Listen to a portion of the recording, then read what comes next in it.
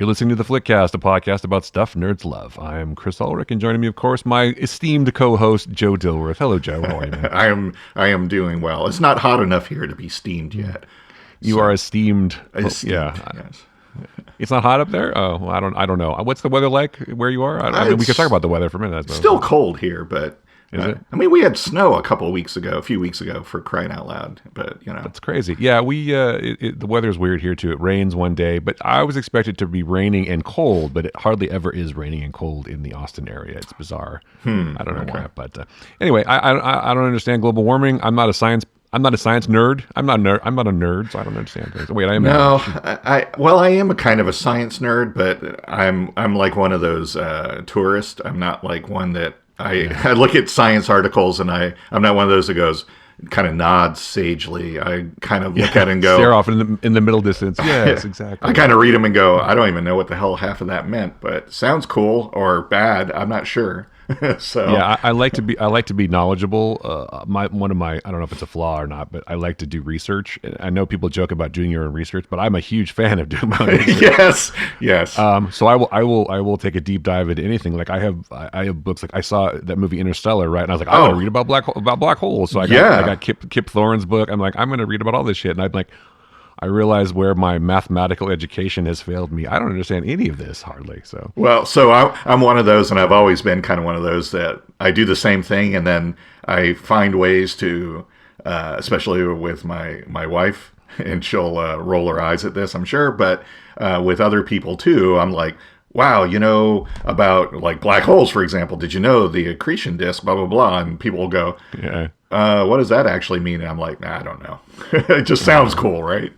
So my biggest thrill about being a parent, if we're going to talk about parenting for a second, is that I've taught my son to know what the Einstein-Rosen bridge is. Nice. He knows what that means. So I'm like, what is that? And explain general relativity. And then looks at me and goes, what? Can I have a hot dog? Sure. Yeah, exactly. So, I mean, he's not dumb. He's only 8. It's not like I expect him to know physics at this point. It's like, can we eat dinner now? Can we eat dinner now? Yeah, I don't know what you're talking about. What are you going on about? Kind of like now, I'm just going on about nonsense. Exactly. I'm not really sure why. Exactly. We're just warming you up, folks, for our discussion about Matt Reeves The Batman, which we're going to finally get to. Yes. And thank you for indulging us last week. Hopefully that episode wasn't too short and nonsensical, but it was. We do a lot of stuff for patrons, extra bonus material. I guess material is not the right word, but audio, whatever. And that's just one of the things we record at the beginning of the show. Like we did today, we recorded like 45 minutes of another episode before we did this one. So there you go. So someday we'll take another break, and you'll get what we talked about earlier. So there you go. It was quite a cross section. But if you want to know more about it, you can go to the Patreon and subscribe to the show and throw the show some money and hear all the other stuff that we talk about before we have to be serious now and talk about serious stuff like the Batman. What does this mean to you? Yes. So I guess we can get into that, and then also if we have time, we'll touch on Picard a little bit and Moon Knight a little bit, which are just by the time we record this had their penultimate episodes. I love that word, penultimate. Yes. And so, but maybe we'll wait till they have their finales to really encapsulate those, and then maybe we'll get to Thor: Love and Thunder, which looks so good. I fucking love Taika Waititi, man. Yeah, I do too. Anyway, all right, but do you want to get into the Batman for a few minutes? Let's do that, yes. As I like to call it, Matt Reeves 7. Oh, geez. I've seen other people say that too, and I'm like, well... Listen, all right, I guess I'll start. I will say, first of all, about the Batman, I think I came into it with a tiny bit of bias because I don't know that we needed yet another Batman film. And I know that's a terrible thing to say, and maybe... But I was not like, oh God, I hope there's another Batman movie soon. Right. And realized we would have gotten this like a year ago or 2 years ago if it wasn't for COVID. So it would have been even more closely butted up against Zack Snyder's Batman Justice League shit. Right. So I think that Batman is a character that we're always going to see in film, and that's fine. And maybe we'll get more TV with him. I don't know, maybe on HBO Max or something. And I love the character. Batman's one of my favorite characters. This movie was pretty good, but it didn't. Here's my arbiter of this kind of thing. I watch Nolan's Batman. I've watched it like 20 times. Yeah. like Batman Begins. This is something I tried to watch. I watched it once and I watched it again, kind of like to see things that I missed maybe. And that was, but I don't see myself watching this more than a couple of times and then being done with it. Whereas Nolan's Batman, I will go back to, or Keaton, Tim Burton's Batman, I've watched 100 times too. But this one is not something I necessarily will go back for repeated viewings. And I'm not sure that's a failing of the film, maybe, but maybe it is. So anyway, what are your thoughts, Joe? Well, what do you make of this? I think I liked it a little bit more than you did. So my kind of favorite era of Batman in the comics is in the 70s, where Batman was, of course, there's always the thing where criminals are going to be afraid of him and things like that. But he was a detective, and he, for lack of a better term, really in the 70s, he and Jim Gordon were basically partners. It's not that Batman was a member of the police force, but they investigated crimes together. There was like actual, instead of like, well, I'm just going to go beat the crap out of someone or enough people and find out what's going on. And this was pre Frank Miller Dark Knight Returns, where, in my opinion, the character just went wrong and hasn't, at least in the comics, hasn't really recovered since then. Wow.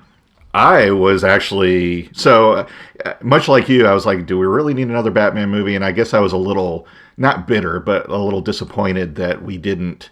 I was fully okay with having another Batman movie if it was in Zack Snyder's universe, and not that I'm a Snyder bro or whatever the hell they're called.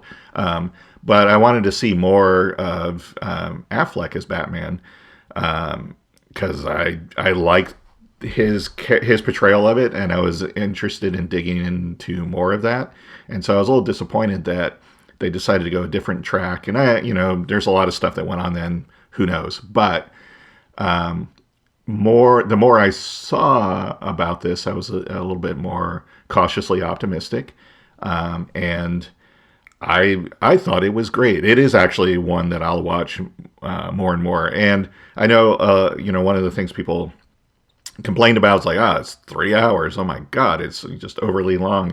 I never felt like, to me, I didn't feel, and granted, I watched this at home, so I could pause it and take breaks and get something to eat, and kids come in the room and stuff like that. But it didn't feel to me like it was, I wasn't sitting there going, oh my God, are we done with this yet? It felt like a full story, and I didn't feel any point where I was bored or like, well, I gave it a shot, I'm going to turn it off. I was engrossed in it. I enjoyed the story. I thought the acting across the board was brilliant and wonderful, and we got Batman as a detective, and it was great. So maybe because it hit that nostalgia for me of the era of Batman that I really enjoy, maybe that's why it resonated quite well with me. So I got to the end of it and I'm like, yeah, I want to see more. And thankfully they have announced that there is going to be a sequel, and I'm excited to see that and see where it goes. Again,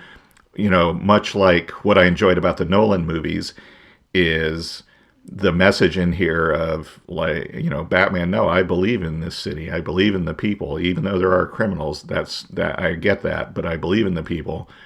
And I think there's hope. And it felt like, even though the city got flooded and a lot of people died, spoilers, at the end of the movie, that he was like, not like I'm going to hang up the cowl and not protect the city anymore, but it seemed like things were in the right direction. I'd like to see them continue that theme and that momentum in the second one. So anyway, what better for a criminal takeover than a city that's underwater for the Penguin? I'm just saying. Exactly. So I'm sure we'll see Oswald Cobblepot in the sequel. I mean, I don't know that there was ever a doubt that there was going to be another one. I mean, I'm sure they signed everybody on for 3 movies. Oh yeah, and I'm sure Selena will probably come back at some point. But I would bet any amount of money that Penguin will feature prominently in the second one. Maybe Joker, because unknown Arkham Asylum prisoner was obviously the Joker. But yes. Whether it'll be that actor or Barry Keoghan or not, I don't know. Hopefully I said his name right. But I thought he was fine. You know what? I didn't hate the movie at all. I think that my biggest problem, if I have a problem with it, is that it just felt stylistically, and it just felt like I've seen this before. Like it's basically David Fincher's Zodiac and David Fincher's Seven, stylistically speaking, kind of rolled into one. I did enjoy the fact that the cinematographer who had done Rogue One also managed to get a cool hallway scene just lit by machine gun fire. Yes. Just like much like Darth Vader. Yeah. I should know the cinematographer's name, but I cannot remember it at this moment. I apologize. But it is the same DP from Rogue One, which I thought was funny. But that's a great scene. There's a lot of parts of this movie that I liked a lot, and there's a lot of things about it that I liked. I thought Pattinson was great, and I have no problem with him as Batman. My question about it, though, was like, how dumb are people in Gotham? Because here you have Bruce Wayne, who they definitely recognize when he pulls up in his car to go to the thing and whatever. Oh, Bruce Wayne, Bruce Wayne. But they don't recognize him when he's riding around on his motorcycle carrying the bat suit in his backpack. It was confusing. It's like he's just Batman all the time. I think one of the things I liked about Batman as a character is that he's got to pretend to be Bruce Wayne so no one will know that he's Batman, right? Plus, he's got to be the playboy, philanthropist, whatever. But in this movie, he's just always brooding and always full of ennui and just angry, and he's still got his black mascara on half the time when he's running around. Right. So does no one notice that it's the same person? I don't know, but that didn't bother me. And I sort of felt like, and I'm the first person to say, we don't need another origin story of Batman. We don't need to see the pearls fall on the ground or anything. But in some respects, I was like, okay, he's been doing this for 2 years. And then Alfred has like one throwaway line where I could teach you to fight, but I can't be your father. And like, how did he learn to do all this shit? Where did he learn all the technology? Where did he learn? I mean, I hate to say it, but it's like, I kind of felt like that was missing a little bit in a movie that was already 3 hours long. But I don't need to know that because I know the character, but maybe some other people do. I feel like this is a Batman movie for people who know the character really well and not necessarily an entry point for, I mean, maybe it was, and maybe I'm wrong, but I feel like it wasn't that kind of thing wasn't as well defined as it could be. And maybe that'll be addressed in the second film. I don't know. But I did love Zoe Kravitz. I thought she was great. Everybody, you're right. Everybody was really good in the movie. I just felt like the Riddler was too much like the Zodiac, maybe, and needless, horribly violent. It was very violent too for a. It was, yes, for kids. But I don't know. I mean, it wasn't for kids, but it's only PG, right? PG. So yeah, I did like the fact that it was that. See, it's fun. This is going to be interesting because a lot of the things that you were like, I didn't feel like this landed well for me, did for me. I like the fact that we didn't get, well, here we go. We're going to get a flashback with his parents getting killed, and we're going to dwell on that. I think. No, I'm not saying we needed that at all. I needed more. I guess I needed to know, because he was pretty good at fighting in some ways, but his major superpower was just being able to take a punch, right, or get shot 100 times. How does he take so many shots? I mean, he got shot a lot. Yeah. And didn't really get phased. It seemed like he was more about, I don't know. I read something that was interesting to me. It's like he's talking about I am vengeance, which I did enjoy the fact that I like that instead of Batman. Who are you? I am vengeance. I was vengeance. Like, all right, that's pretty funny. But what is he pissed off about? It seems at some point he's pissed off about his parents, but then he's also just angry that he gets his ass kicked all the time. I don't know. Again, I enjoyed the film. I enjoyed it a lot, actually. And maybe it just comes down to the fact that I just wasn't really that interested in another Batman film. And maybe that's what's tainting. That could be tainting my entire perspective. Maybe in 10 years, I'll look back and go, "Oh, this was brilliant." I don't know, but I didn't. I like that it was an origin story without rehashing the origin that everybody knows. Because it's like, you're right. It's like, I think he's still, even though he's been doing it for a couple of years, he's still trying to figure out who he is and how he wants to do this. And I think in a way, and that was part of the Selena Kyle subplot, in a way, you're right, that he's like, he's Batman all the time. Because even he's like begrudgingly going to these things that he has to as Bruce Wayne and still like, sullen and still like casing the room and stuff like that. And it's like, I think he needed to learn, much like him lashing out at Alfred, "You're not my father." But he learned that, hey, maybe there are things I care about more than, or at least equally to this, righteous. Thank God he didn't talk about, this righteous mission and all this kind of stuff. It's like, I am heading down that path, but I almost lost this guy that's my father figure that I've been, pushing away. You're not my father. And there's, women are kind of cool. I actually do like them. Yeah. So You're pretty. I trust Matt Reeves enough and hope that like the second one is we see a more kind of upbeat and settled Bruce and Batman than just a continuation of this. That's my hopes for the sequel, and I think that's what we're going to get, because it felt to me that's the direction they were heading and kind of where they left Sure, us. no, So it makes sense. This was like a really long origin story for the Batman, not just for vengeance. Right. But I kind of think that you can't rely on the sequel to explain your movie. So I get that. I get that. You kind of have to. It has to be part as if a lot of people have never seen the character before. I know that's hard because everyone knows who Batman is, but it's got to be accessible to noobs and also to people who are. I feel like there was a lot of inside Batman stuff for this, and a lot of good callbacks, and a lot of good stuff who know the mythology of the character, like especially Batman Year One and all that. It's just. I do like the fact that he was a detective, but he was kind of incompetent in some ways, and him and Jim were not great at their jobs yet, and they're still sort of building on that, and that'll be a better thing that it gets explored in the second film now that they've, I guess, failed in a way to stop the Riddler, because he did, drown half the city and whatever. Right. So maybe the whole thing is they're thinking of it as like a 3-movie redemptive arc where Batman is like finally becomes the Batman, or like in The Dark Knight Rises. Now I'm the Dark Knight, I'm the Dark Knight. Right. He's the hero we need, or whatever. So taken in that context, but if you think about Nolan's Batman, there was resolution at the end of Batman Begins. Yeah. And there is resolution here, but it's not a very good resolution, except that he realizes that it's not hopeless and that he can be. The Batman. So if you take it like that, it does work. Even in their failure, kind of at their low point, there's still some positive things. But it's not a happy film by any chance, and or by any means. It's not an uplifting movie. You know what else bothered me? And I hate to say this, voiceover. I couldn't help but think about Zack Snyder's Watchmen.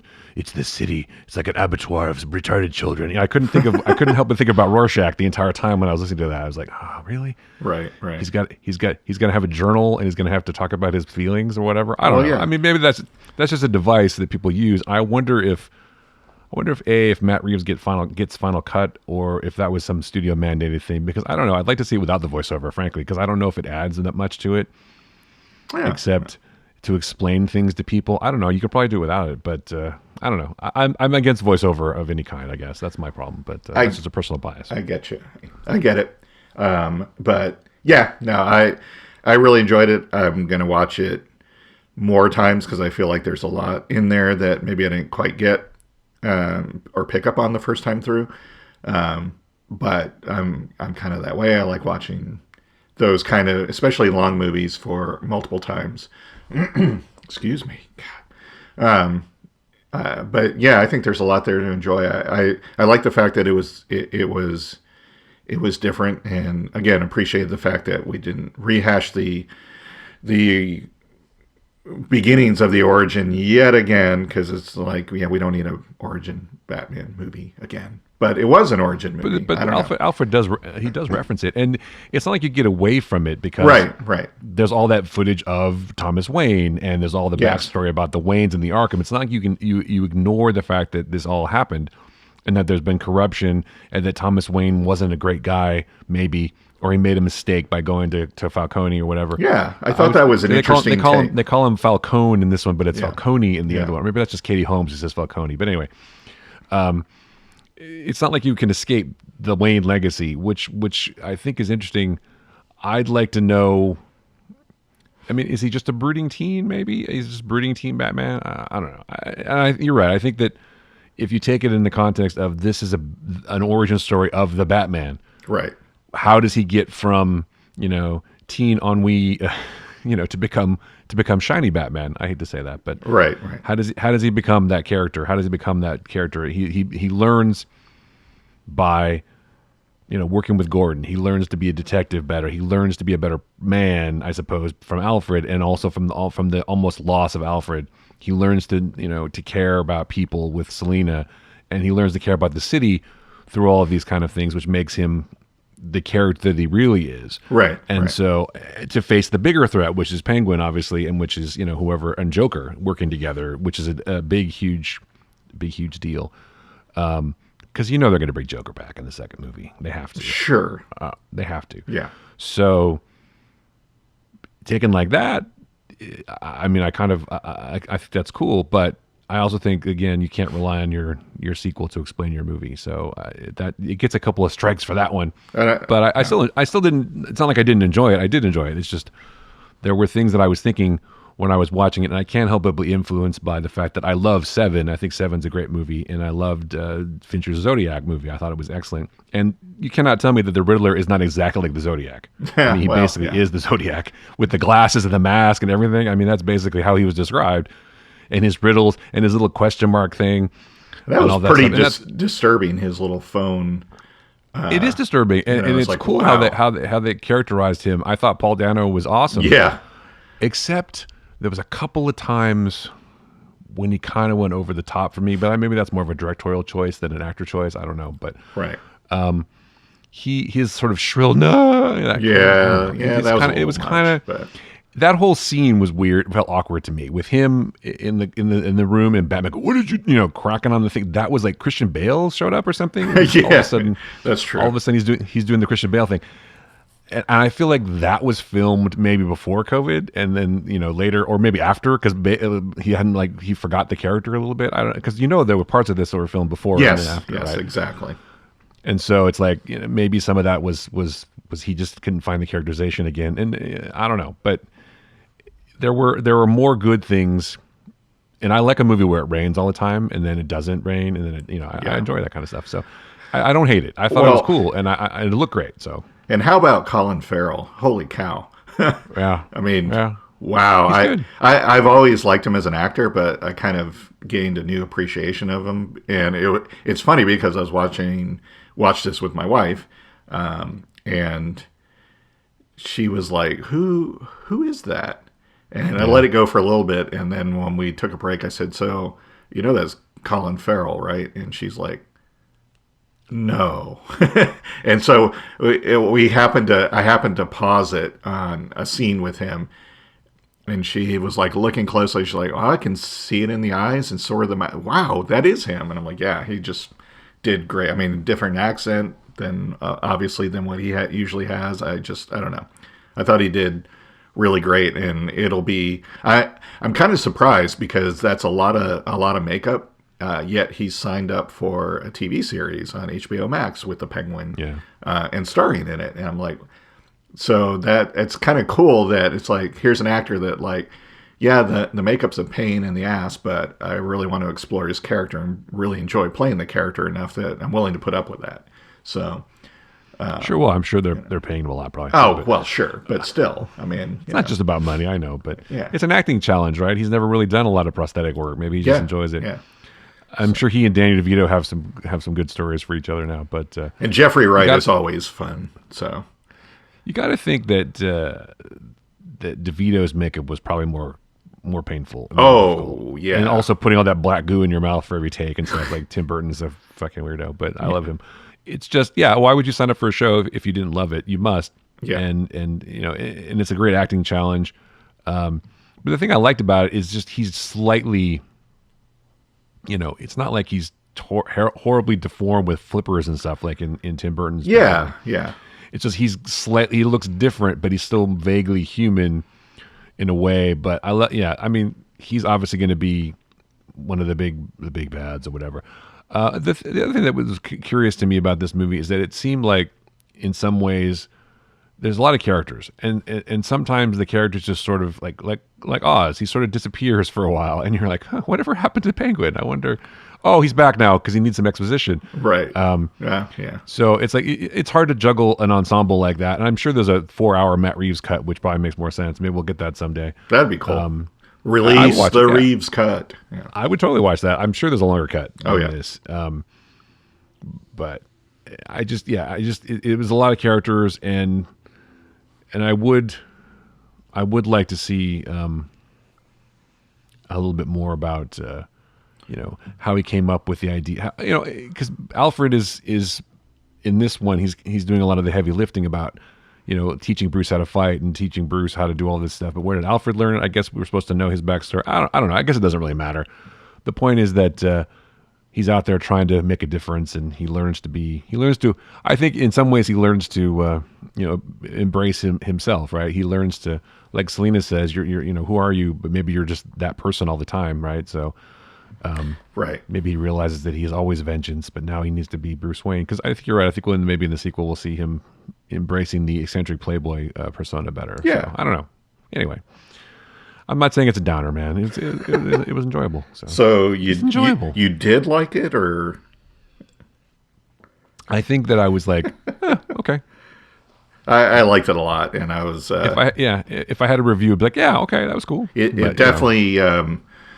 Went against, I won't say against, but it was not what I necessarily expected, and in all the good ways. And I liked a lot of the choices that they made to kind of, in ways, veer left instead of giving us a rehash of. I mean, I do like the Nolan movies, but I don't feel like. I know this will sound weird, but I don't know that they well, at least maybe the first Batman Begins, I don't know that it did anything new or different than the Tim Burton Batman movies in a way, because it was still like, well, so this is the same story, but we're just going to give you more details and we're going to be grittier about it. Because I'll be honest, I've watched the first Tim Burton Batman movie recently, and shocker, and I'm sure I'll get lambasted for this, I don't feel that it holds up very well. Performance-wise, I think it does really good, and they cast well. But it was... If it was released today, it would get horribly trashed, in my opinion. Oh, it's a product of his time. Yeah. And I feel like that, in a way, the Nolan Batman movies were like, we're going to take that and we're going to be serious about it. But I still like the overall, again, I like the overall like message of hope. I like the fact that in the Nolan movies, Batman was working towards, this isn't my life. This isn't my crusade. This isn't all consuming. I actually want to get the city to the point and reduce crime to the point where I don't have to do this anymore. Right. He's like, and especially in the later movies, he's like, Dark Knight Rises. I mean, there was a gap of time where Batman wasn't around, and he's just like, I don't want to have to do this anymore. I want to have a life. I want to do all these other things. I want to not just that, but it's the toll it's taken on him. Right. He's like, he can't do it anymore. Yeah, I can't and don't want to do this anymore. And he got things to the point where he didn't. And that's where I kind of see this here is like, he's not like, well, I'm just this now for the rest of my life. He's like, this is more work than I thought when I signed up for, but I want to get it to the point where it doesn't all rely on me, so. Yeah. Batman is a symbol. Right. I like Christian Bale's, like Batman and Nolan's Batman says, as a man, I could be killed, but as a symbol, I can endure forever. So right. His idea was, although I don't know that he starts Batman Begins and Batman Returns, whatever the second one is, Dark Knight Rises, wanting to leave. I think towards the end of maybe Dark Knight Rises, he realizes I can't do this forever. Right. But at the beginning of Nolan's trilogy, he definitely wants to do it and wants to just exist on the hatred and the vengeance and all that stuff. But then over the course of those movies, he realizes that you can't live that way.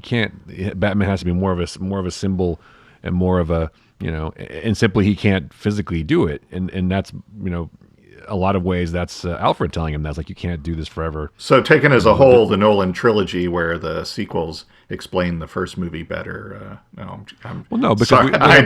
I'm just kidding. Sure. we have the benefit of all three of those movies, but you could watch Batman Begins without needing the other two. I was just trying to, No, I know. You're trying to be a smart ass. I got you. Trying to be a smart ass, but no, and I don't think that you need to have the Batman Part 2 either. I think that you do get a complete story in the Batman, Matt Reeves Batman, because at the end he is finally the Batman. Yes. Because he never even says that until the end of the movie, practically. Although he says, "I think this is the end for the Batman," but it's not. It's actually the beginning. Yeah. It's him becoming the character, becoming the Dark Knight that he was. And it's also the origin story of Penguin. It's also the origin of... Although the question I had about Joker, who they don't talk about, but why is he in Arkham? Did vengeance put him in Arkham? Or is he there for other reasons? And does he break out with is he going to face Penguin, Riddler, and Joker in the next movie? I don't know. But so has he had dealings with this guy before? I don't know. That's not relevant for this. But. It isn't relevant. No, it's not. But it's an interesting question that I wanted to know. It's like, how did he get there? Why is he in the cell next to him? Why would you put these two? It's like, it's like Usual Suspects. Let's put all these guys together in the asylum and make them work together. But yeah, it's basically almost a prequel to the real movie, which is coming out. The next one's going to be, an actual Batman movie, maybe, where Batman is Batman doing more Batman-y stuff, whatever that means. Doing more Batman stuff. Yes. Yeah, which is cool. And taken like that, it's great. But you don't need that, because this is a good enough movie. I didn't say I hated it. It's a good enough movie to stand alone. This could be all you need, right? Yeah. You kind of get the 3.5 hour origin story of the Batman. Where he realizes that it's not just as a symbol, as something that criminals fear when they look into the sky and see the bat scene. It's like, I can make a difference personally, and I will, and I am, and I'll continue to do so to improve the city. So yeah, it's. I guess you could say it is a positive ending in a way, right? Right. Yeah. So I think you kind of hit on it. I'm like, if we don't get any more in this Batman cycle, I guess, for lack of a better term. I'd be okay with that. I still think it's a fine movie.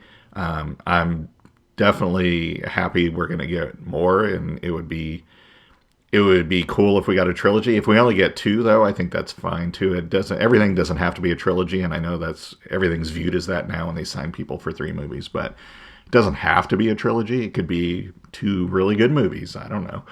But well, it was also the Batman was also the most successful movie of this year, so it's like there obviously was going to be another one. But yeah, you're right. They have to sign people for multiple films because if this movie did really well and made billions of dollars, which it did, and they're like, oh, we want to make another one. That our Pat's people will be like, well, you got to have to pay now, folks. Yep. So I mean, it's not Robert Pattinson's fault. I'm sure he's probably a person who doesn't care as much about money. I don't get the feeling he's like a money grubbing jerk about things. But yeah, there's gonna be 3. There's gonna be 3. I will say that I'm very much amused by the remix that has shown up online, inserting Adam West's Batman. I love that. That's just love it. That's really great. The funny thing is, if you think about it, Adam West was my first live action Batman. Right? It was for you too. Same too. That's the first character I ever saw. Yep. And then Tim Burton's Batman, but Adam West, man, was number 1 for me, and that's what I thought Batman was, like a super campy comic thing where the villains explain their plans, and and shit happens. And he was that way in the comics for a little while too. And Julie Newmar was amazing. Yeah, but, she was awesome. That's a different story. Yeah. I mean, it's hard for me to. Because I do compare every Catwoman to Julie Newmar. It's funny, but I thought Adam West. If you look at Adam West though, Adam West's character in that movie, the way he portrays Batman, he's taking everything seriously. Right. He's not making fun. The show is making fun of itself, but he's not making fun of anything. He's actually taking it seriously, which I think was great. He and Robin are like at the center of this whole thing, where they're, the Cape Crusader and Robin are being serious while everything else around them is sort of campy chaos. But they're they're not making fun of the show, which I think is great. Yeah, I mean, there's even moments where Robin even tries to make fun or make light of something, and Batman cautions him against it. And it's that's the way you do a show. That's why the Airplane movies was a Police Squad works so well, is the people in the movie, the people in the story that have to take it completely serious and not be campy and make fun of it. But in that is kind of where the humor is, and it's that kind of absurdist humor I enjoy. So Yeah, well, they're not laughing at the show. They're laughing with the show. Or right, they're going with right. it. They're not. They're the audience can find it ridiculous. Although I didn't find it that ridiculous when I was a kid. No, It's definitely a campy comic book show.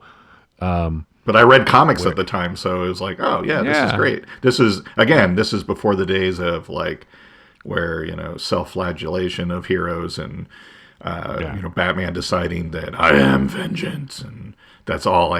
Being to me, honestly, when they even Man of Steel to a certain extent and all that, it's like it kind of turns those characters into a one-note character. It's like, so this is all they are for like their entire existence. Whereas, back in the freewheeling days, it's like Batman could be a detective in one issue. He could be fighting space aliens in the next, anything went. Sure. And it wasn't, different skills and different things they had to do and all that. And it seemed more fun back in the day. And then, then the 80s happened and everything became, I hate to be the old guy, but everything became super serious. And it's like, I'm not against that. And I'm, totally, I have enjoyed quite a few Batman comic book miniseries and stuff that were super serious and took it hyper realistic and, he's got scars and all this kind of stuff. But if that is like all the character is going forward, it's been that way since the 80s. And it's like, I mean, when people like do whole posts on the internet about there's this one panel in this one comic where Batman smiles and I'm going to tell you for 18 hours why he won't smile and he shouldn't do that. And I'm like, really? I mean, it's Well, I guess you could make the case that I think that maybe Matt Reeves was trying to make the point of what we were talking about before is that Batman is always Batman, right. Not Bruce Wayne is his alter ego, whatever. Like Superman puts on the glasses, Clark Kent is because he's always Superman, and Batman is always Batman. He's just like, if you talk about mental illness, he's just putting on the face of Bruce Wayne to tell everybody that everything's fine, whereas in reality he's this brooding sort of fucked up person, and he's just pretending to be happy, and he really isn't. And I think that's influenced by a lot of other comics and stuff. But and Superman too, it's like he's always Superman. He's just pretending to be human, and Batman is always vengeance. He's just pretending to be Bruce Wayne, and so in that context, it kind of works. Well, in the fact that he hasn't really learned to do that in the Batman yet. He hasn't really figured out how to put on a brave face and how to, because he still goes out and he goes to the funeral. It's like, although you're not supposed to look happy at a funeral, so I guess it makes sense. Yeah, that's the only place he'll actually go out in public because he can look sad. Well, see, now I think it kind of went a step further in that here is, if you, again, I suppose you need to know the inside baseball, but he's been, once his parents were killed, he dedicated himself to becoming this thing. And I don't think he's either one in this. He's this person that's still trying to figure out what he's going to be. Cause I feel like that, the Bruce Wayne that everyone thinks is there is a costume and all that. But so is Batman, because he's not always in the Batman costume. And that's why I guess I don't like the whole thing of like, well, he's just Batman all the time. And, Bruce Wayne is the persona he puts on. It's like, I felt like in this one that he was Bruce Wayne. It's just that the public persona of Bruce Wayne was a costume, just like Batman was. It wasn't like, I get the impression like, Frank Miller's Batman stories in particular, like he fucking sleeps in the Batman costume, right? It's like, I get up in the morning and I put on my costume. He feels more like Rorschach then, and I felt like he and Alan Moore were kind of doing the same thing with characters, and that just continued forward because people are like, this is awesome. And it's like, much like Wolverine, it's like everyone thought Wolverine was a great character, and so did Marvel. So he was like in every single Marvel comic book, and it's like, well, then you've just taken all the interesting stuff out of this. And so Wolverine was a great character because he didn't give a fuck. Right. Well, and he was much like a lot of other characters. Like you didn't know much about him, you didn't see a lot of them, and then you have 3 Wolverine series, you have Wolverine in 3 X-Men books, you have him in the Avengers, then you have like multiple miniseries explaining in detail his origin. It's like, well, then now I don't really care. He's not interesting anymore. Same thing with like Batman. It's like we're gonna have the main Batman series where he's very serious and very dark, and we're gonna have Detective Comics where he's very serious and he's very dark, and then we're gonna have 18 miniseries every year where he's even more brutal, and we're just gonna amp it up even more. And it's like, well, then like I said, you just made him this one-dimensional, one-note character that it's like, so when the Batman comes along, it's like, wow, he's being a detective. It's like, that's a novel idea. It's like, well, he's always been the Dark Knight detective. That's always been the second part of it that kind of fell off, and it's like, there is more to him. He doesn't just beat the crap out of people till he finds out who's doing the bad stuff. He doesn't, I never got the impression that he was cruel or callous to criminals before the 80s. And I don't know. Maybe it's because I've read comics too long, and I know times change, and I know things are going to be a product of their time. But to me, the Batman in the comics today is the exact same as he was in the 80s, and it's like, that's boring. It's like, do something different. I don't know. Well, that's the same problem you run into with the Batman movie. It's like, right. What do you do that's different? I think we're talking about this, and I think there's an interesting. I was talking about the weakness I thought of that scene with Riddler and the Batman when Riddler's in the prison. But then there's also something interesting that he says about my mask allowed me to be who I really am, and Batman does not agree with that. Right. That when he wears his mask, that's not who he is. Right. But I think that it hits a little too close to home. But maybe you're right. Maybe you have it. That's an interesting take, because maybe it is the point where he's neither one of those things. He is still trying to figure out whether he is the Batman or whether he is Bruce Wayne or whether he is just all about vengeance or whether he is just trying to have a life or whatever. He's conflicted. So that is why maybe, like you said, he rides around with the suit in the bag but isn't wearing the suit all the time, but also can't really function as Bruce Wayne very well either. Right. Because he is struggling to figure out who he really is, and is he vengeance or is he whatever? Yeah. But I think by the end, he's kind of come to terms with that a little bit, where he realizes that he can make a difference in the city. He is making a difference in the city as the Batman. So now he will become that and become that more.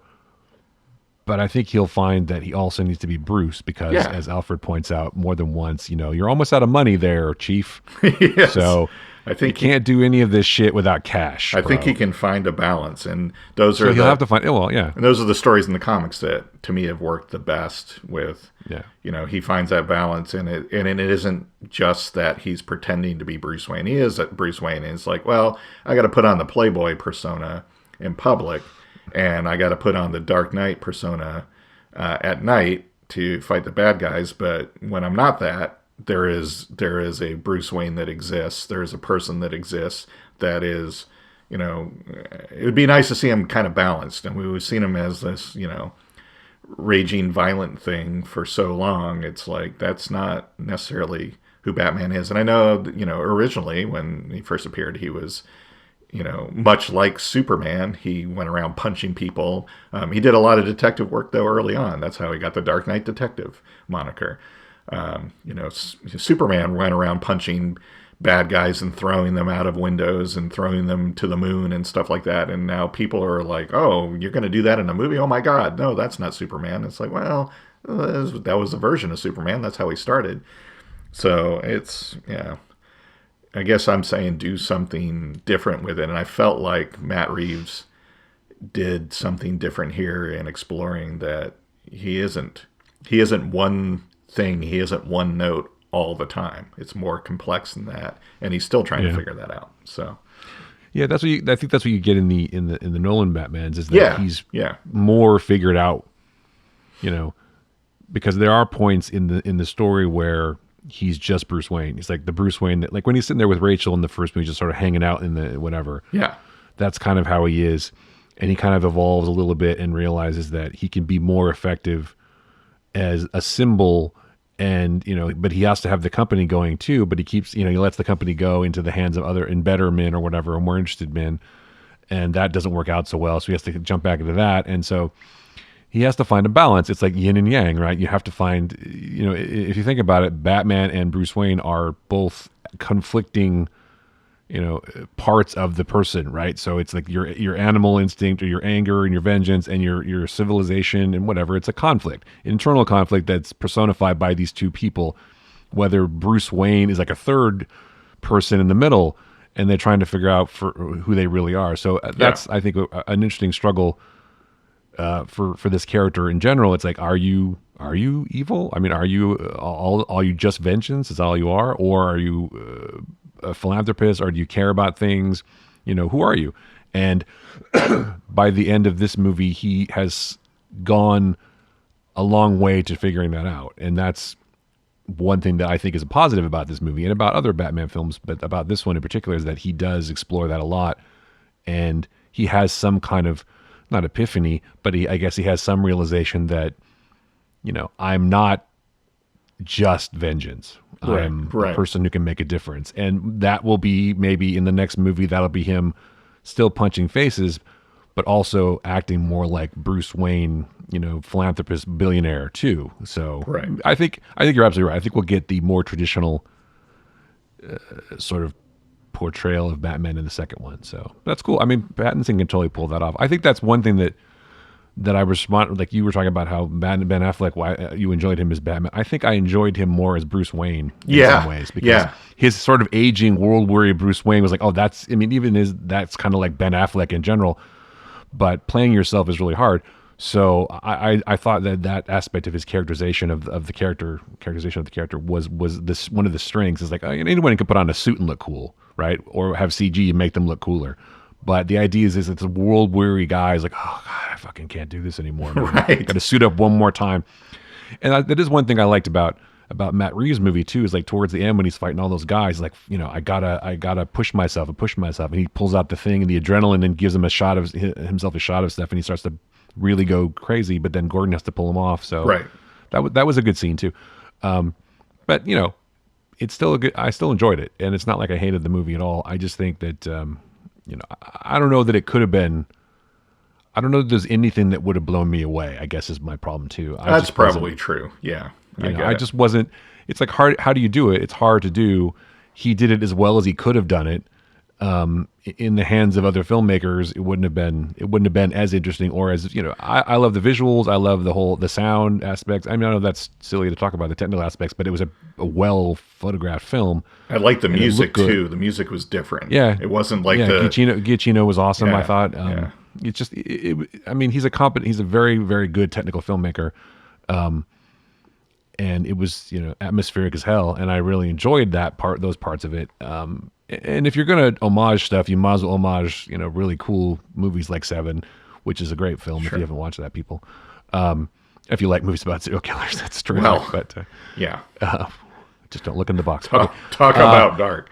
Well, talk about dark. I guess it's pretty dark. I guess my only, my last thing on it would be, I still have, and I put this aside so it wouldn't color my perception of the movie, but I'm still like, you realize you're rebooting the Batman while you still have the previous guy still playing Batman, because Affleck's going to be in the Flash movie, and it's like that. Just I'm like, well, so is Keaton. So what difference, right? But I'm just like, you're.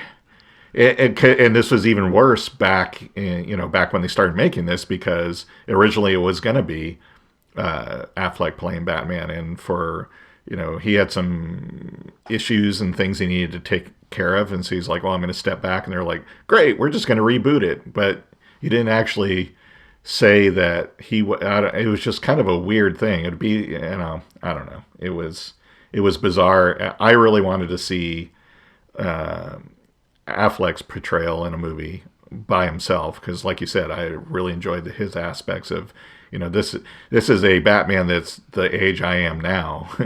And he's seen some shit. Yeah, and it's just like, but he wasn't, what I think I liked also about his Bruce Wayne persona in it, and his relationship with Alfred, he wasn't like, other than, in Batman versus Superman, where he's like, I'm going to kill the alien.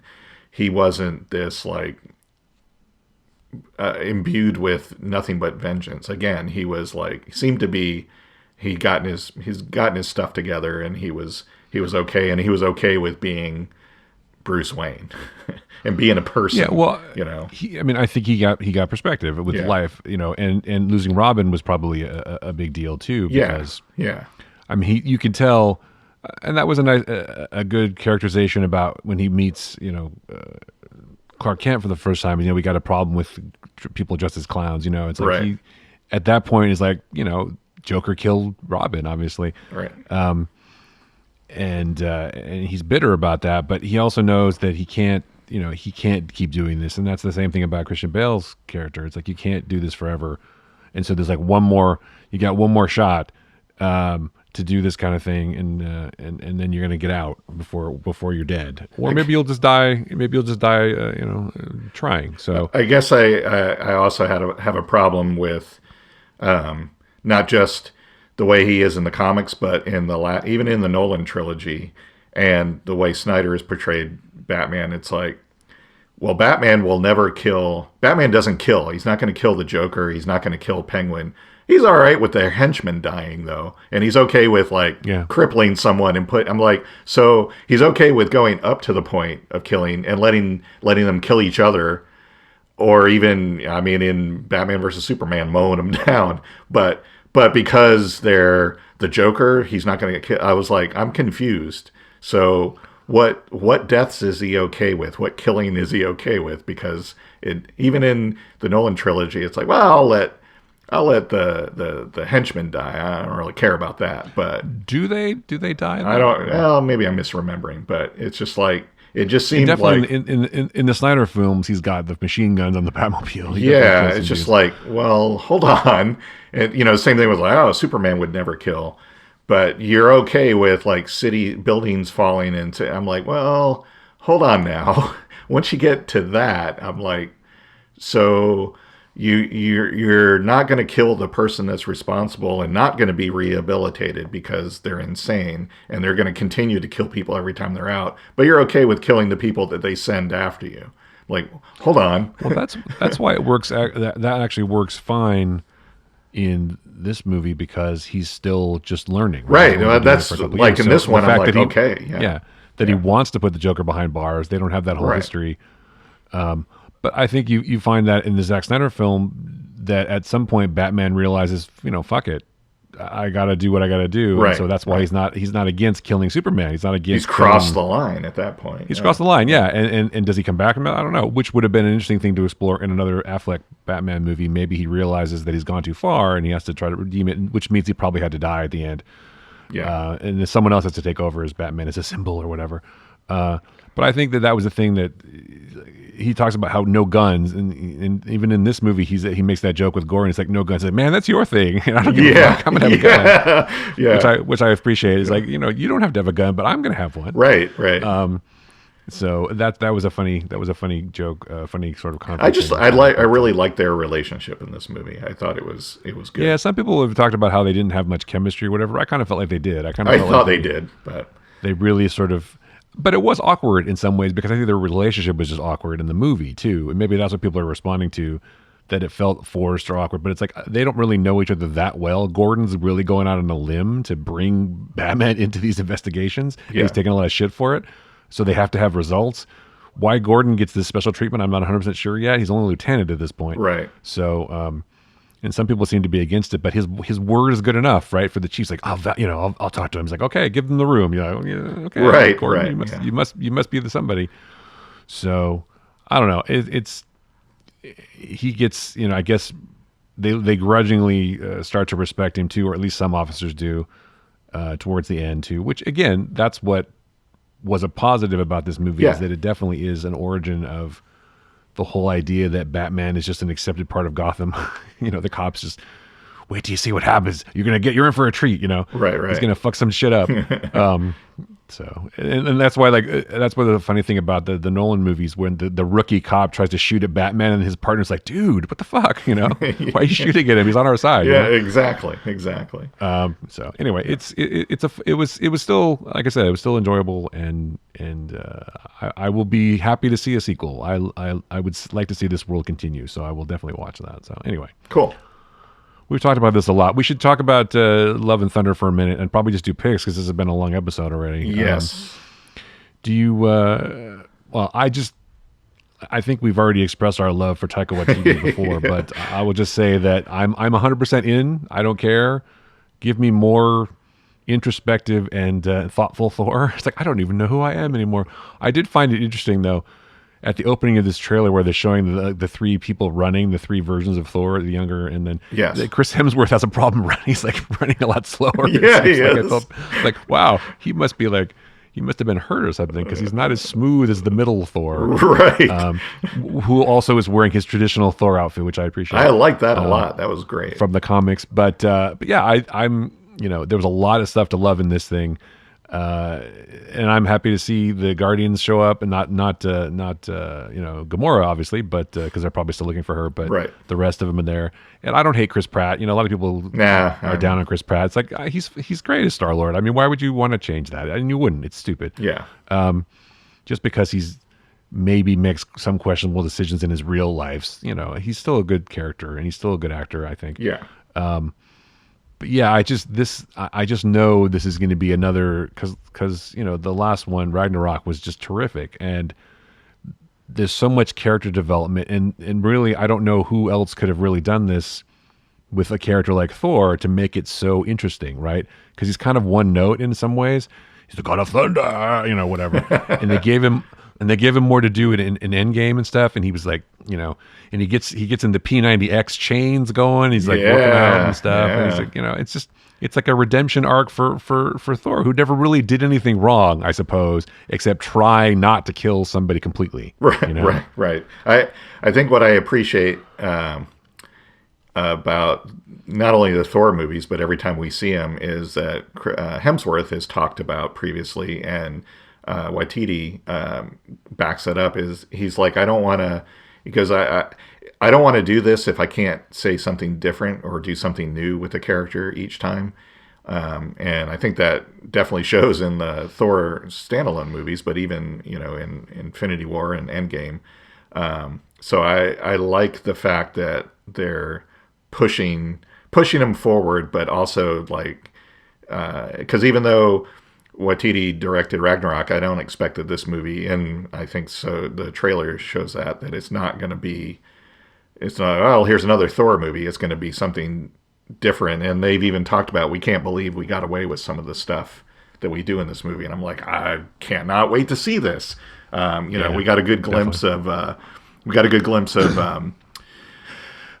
now I forget her name. Valkyrie. Lady Thor. Well, Lady Thor, but Valkyrie, yeah.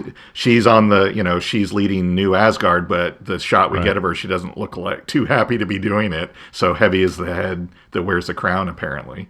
Well, she's a Valkyrie. She's not supposed to sit around and be in a business. Right. She's supposed to be out there fighting and stuff. So. And we got to see at the very end of the trailer, post credits on the trailer, if you could do that. Sure. We got to see Jane Foster as Thor wielding a patched together millionaire. I can't never pronounce that right. Mjolnir? Yeah. And, I'll say even just in the brief scene or a couple scenes that we get of the Guardians in this movie, he seems to be Star-Lord, and even to the extent, even Nebula to some certain extent, the other Guardians just didn't feel right to me in Endgame, or even Infinity War Endgame. They felt slightly off, and that was because, in my opinion, they were someone else was taking care of them instead of James Gunn. But in this trailer, it's like, oh yeah, that's totally the Guardians. This is going to be great. Look into the eyes of someone who loves you. It's like, not me. Well, I think that Taika Waititi and James Gunn probably share a lot of the same sort of sensibilities. Yeah. I mean, you have to imagine that this was directed by Taika, though. It's not James Gunn who came in and did these scenes. Well, that's what I'm saying, that he seems to get those characters, but I think you're right. They have kind of that same abstract sensibility of trying not to take it too seriously. But, to me, honestly, in Infinity War, Star-Lord was too much of an asshole and too cartoony, I guess. Maybe I'm not saying that right. And Drax, I know too. what you mean. Yeah. They just didn't feel, they felt off. And just didn't feel right. But he just in that one scene, it's like, oh, okay, he gets it. So I think this will be good. I think I think the thing that bothered me a little bit is that Star-Lord is not completely stupid, right? And not completely intractable. Like I know more. I mean, he's egotistical and sort of cocky, but he's not so much so that I kind of felt like he was just in there to make the plan fail and to have a dumb plan or to get mad because he starts whacking Thanos. I thought that was like, how are we going to get Thanos to break free? Oh, we need Star-Lord. That makes sense. Or we need a character to start doing something emotional or whatever. And he was reacting to Gamora dying or whatever. But it felt, I think you're right. I think it felt forced a little bit, and they felt tacked on, especially in the third movie into Endgame. It's like, oh, the Star-Lord or the Guardians are here also. Right. Because you've been following the main Avengers for so long. And it didn't help that those scenes were obviously isolated and shot at a different time, where he's like standing in a hallway of Avengers Tower or Avengers building, and he's fighting, a couple of guys, and you don't even hardly hear the battle, and then he's there having a scene with Gamora during the fight, and she kicks him in the balls, and he tries to make a joke. That kind of felt like, oh, we got to stick that in there, and also like, and again, I have nothing wrong. There's nothing wrong with women doing stuff, girls getting it done is fine. And that's cool. But the whole idea that they all lined up together to go do one thing when they were clearly off doing other fights, and all of a sudden they're all together to do this one thing, that kind of felt forced to me a little bit. Sure. And it's not because I hate women or anything. I'm not a weirdo. But it just, those kind of things, it just... It didn't make sense in the context of the battle. But whatever. That's not important right now. But yeah, I'm just... I'm totally into... like I said before, anything that Taika Waititi does. And we only have a couple months to wait for it, which is really great. So yeah, but we have far less time to wait for Mountains of Madness. No, Multiverse of Madness. Doctor Strange and the Mouth of Madness. I totally want to say that. I still think it should have been Mouth of Madness. Yeah, don't bury me. Oh, that's a good one. Yeah, that's going to be good too. That's going to be too. We should mention the fact that there was some new footage. They keep revealing stuff. Yeah, two big things that stood out in this particular reveal were Captain Britain's shield. It looks like Peggy Carter. It does maybe. look like and her. She's got a new jetpack too, which is kind of totally her. Come on. It probably was her. And then it looks a lot more like Monica Rambeau in that quick shot as Photon, and it also looks like, the Professor X 1990s chair, from X-Men animated show, which I guess makes sense if you're going to do a continuation of that series on Disney Plus, which they are, with new X-Men animated show. So why not give them the yellow hover chair? Yeah, why not?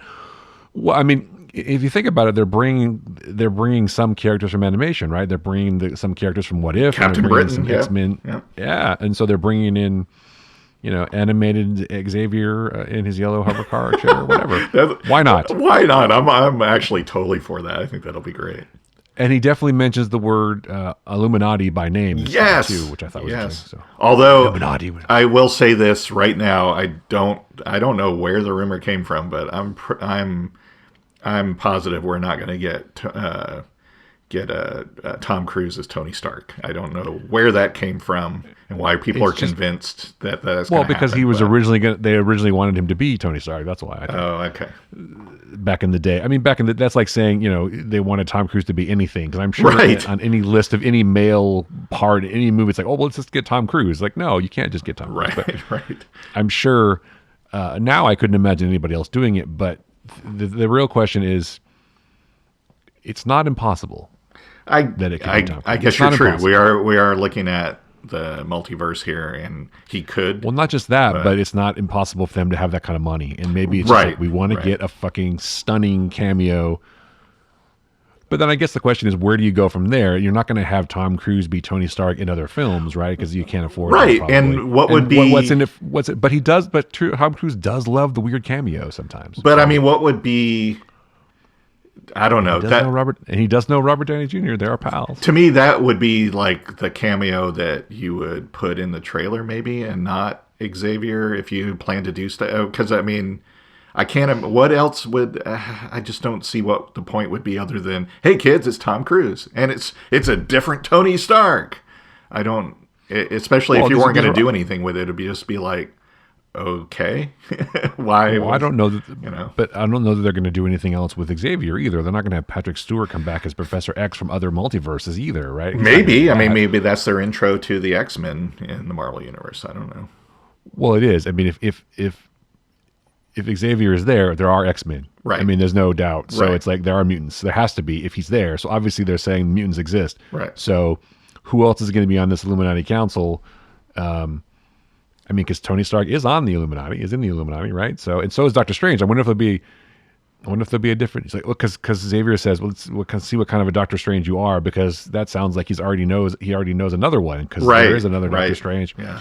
So maybe it's mirror universe Strange. I could just think of the Star Trek episode where Kirk gets they go to the mirror world, I guess. But So just so think would mirror Doctor Strange, he wouldn't have the goatee, right? he would. No, he does. He has the goatee. No, He's because wearing- the normal. Oh, you're right. You're right. Has the goatee. It's like no. So the mirror one wouldn't have the goatee.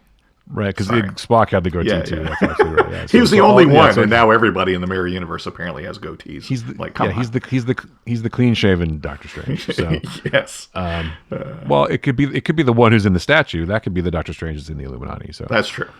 because that's not our Strange. But anyway, it's just they got Peter. They got Tobey Maguire and Andrew McCarthy and Andrew Garfield to come back, or Andrew McCarthy. That'd be kind of funny too. His name is Blaine. He's not a Spider-Man. Oh. That'd be Sorry, great. that's a deep reference. That's a deep dive, but yeah. That's back to Pretty in Pink. That goes back Yes. pretty far. So it's possible, and Disney, Marvel, whatever, has enough money to do pretty much anything. So anything is possible in this day and age. And super cameos are possible. But I guess you're right though. You have Tom Cruise as your Tony Stark from a multiverse. Do you do anything with that? But if you're going to go so far as to say Xavier exists in a multiverse, the X-Men, mutants, whatever, I guess that doesn't necessarily mean that mutants exist in your Right, Earth Prime world. Right. It just means mutants exist in the MCU, which is obviously they do. Right. And they're probably were there all the time, or Wanda created them with Westboro. Who knows? Yeah. So anyway, it's intriguing. I'm looking forward to it. It's gonna be super interesting. It's next week too. By the time this episode airs, we'll be a couple days away from. Yeah, it'll be come out on the 5th. Yeah. Yeah, that's one thing I regret about not living in LA anymore, is I probably would have been able to go to an early version of this. But anyway. Yeah, I'm not on any of the early screener lists anymore, so oh well. Yeah, I used to be able to go to stuff, but Yeah, me too. It's a long drive For you, yes, yes. from where I live now, Yes. and I'm not going to get on a plane just to see Doctor No.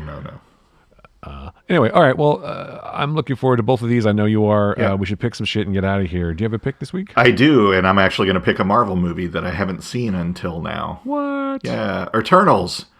I don't know what all the complaints were. I quite liked Eternals. Actually, I take that back. I can see why a lot of people, especially huge fans of the MCU movies, didn't like it, because it's completely different than the other Marvel movies. It doesn't follow like the same formula. It just looks different.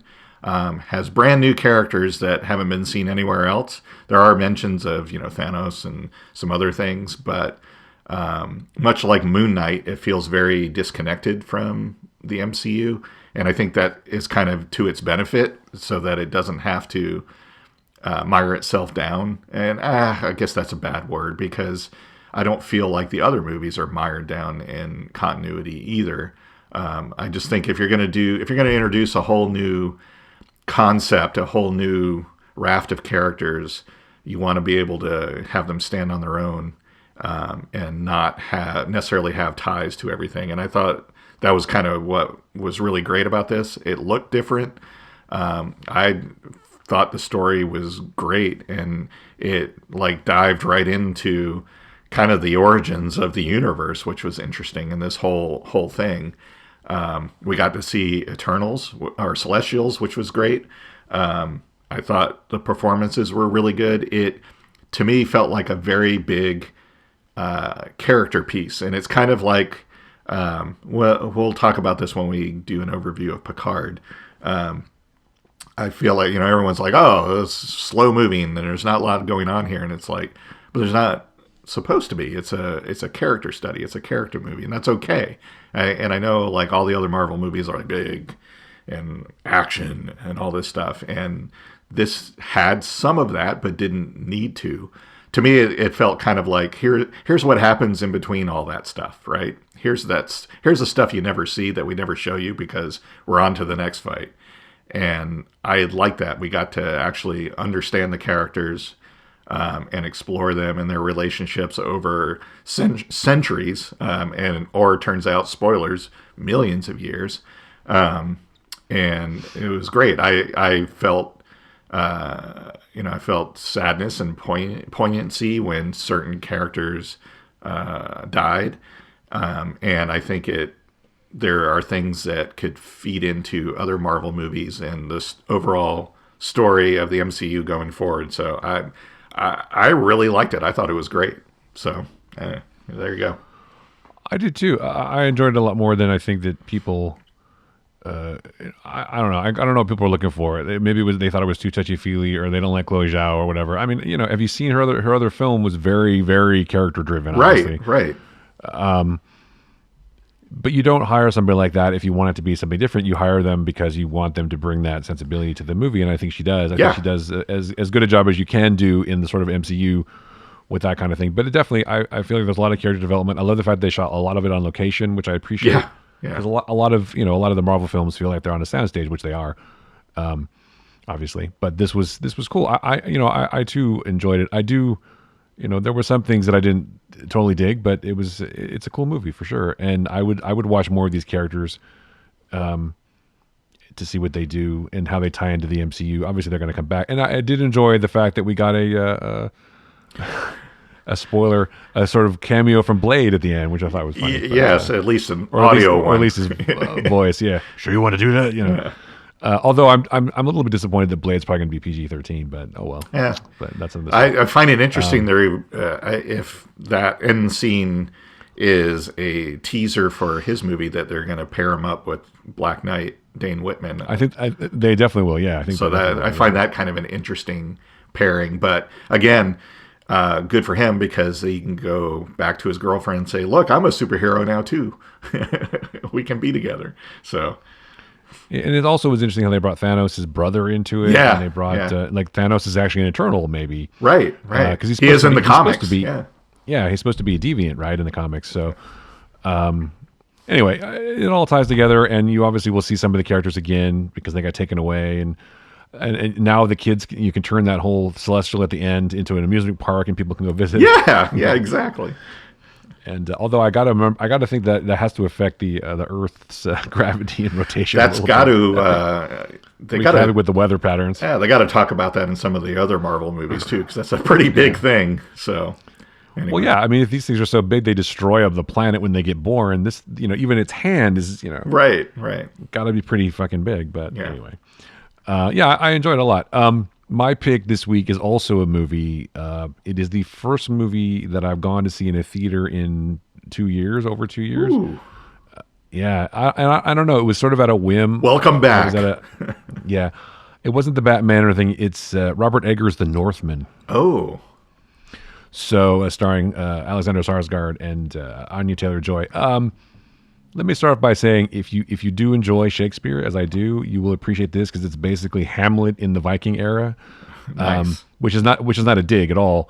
It's basically the story of Amaleth, this character played by Alexander Skarsgård, who has to seek revenge for various things. But it is so brutal, and so Eggers is a big fan of research for to make his period films as accurate as possible. If you've seen The Lighthouse, you know, yes, and if you've seen Witch, because the characters in Lighthouse basically talk like old timey whatever. But Lighthouse, it's very supernatural-esque and very sort of weird. Yeah. And there's a lot of like Viking myth in this movie, and there's a lot of great actors. Ethan Hawke is in it, also playing of all things. He's playing Alexander Skarsgård's character's father, but they don't obviously have any scenes together. And Nicole Kidman is also in it. It's so weird. I guess is the best way I can put it. It is so odd and so weird and so like disturbing in many ways, but and it's brutal and it's violent and it's bloody and it's just it's really good though. And it's definitely a movie that helps to be seen on the big screen because it's very visual too. And a lot of it is sort of, there's a lot of night shots and a lot of everything. It was really well done and kind of crazy, but I really enjoyed it. And it's worth seeing for sure. If you're a fan of Eggers movies, or if you're just a fan of really good Viking movies, I guess is the only way to put it. But it's super interesting. So, and it's one of those things that stuck with me since I watched it. I saw it a week ago or so, and I still think about it. So that's to me that's a good endorsement, because a lot of times you go to a movie, you'll go, oh, that was fun, and you won't think about it again. It won't stick with you. But this has stuck with me. So that's my pick, The Northman. Say, Tommy, do you like movies with gladiators in them? Anyway, no gladiators in this one, though. Vikings, I know. But do you like movies with Vikings in them? So, yeah. And who wouldn't? I mean, Skarsgard basically, he's super fit. I don't know if you realize that, but he's already tall anyway. But he definitely bulked up for this thing, and he just physically is an imposing presence, and he does a really good job. Anya Taylor-Joy doesn't have as much to do in the movie. She's super interesting though. But the way I also thought of this, it's kind of like a giant campaign of Dungeons and Dragons, because there's a lot of like weird mysticism shit and magic and a quest for a sword. Anyway, it's a whole. That's when I say, but it's weird. It's like it's super weird and super interesting, and you're never bored, and you're never like, wow, this is ridiculous or whatever. You just go with it, and it's just, I don't know if fun is the right word, but it's interesting and intriguing, and and it's cool. I really enjoyed it a lot. So I would say definitely go see it, but be prepared for some craziness. And it's not like a pretty film. People do die, and there's a lot of blood and gore. Yeah. So if you're squeamish at all, don't go. Anyway, I don't know what accent that's Scottish. Wow, that was I don't know. I was thinking of Braveheart, I guess is why I was thinking of it. Yeah. Although this makes Braveheart look like a bake-off. It's not. It's not. Braveheart is like not violent at all. So some guy's arm got cut off and blood splats. Big deal. Right. But have you seen his entrails? I don't know. Anyway, it's brutal as hell, but interesting. I will check anything it out. else? Oh, you should check it out. Yeah. And so you can find the Flickcast at Spotify, at Apple Podcasts, and all the other places you find podcasts. You can find Joe and I on the socials. Joe's at What Joe Writes. I am at Chris Yu, and also I am at Ulrich Picks on Instagram. And then you can find the Flickcast at TheFlickcast everywhere, Instagram, Twitter, whatever. Although I don't know if we'll stay on Twitter. We'll see. No. We probably will, if only to continue the good fight. That's right. We won't be driven from our favorite platform. No, that's not my favorite platform. I don't know about that, but yeah, I don't know. We won't be driven from any platforms. We got to promote the show, so it's like that's right. It's something to say there for some reasons. We're even on Facebook still, even though Facebook is not the greatest either. But anyway, anything else, Joe? I'll say, and I don't want to. We won't make this a huge discussion, but I'll just say real quick: R.I.P. Neil Adams. Thanks for all the comics, man. All right. Well, for Joe Dilworth, I'm Chris Ulrich. That was the Flickcast. Thanks so much for listening.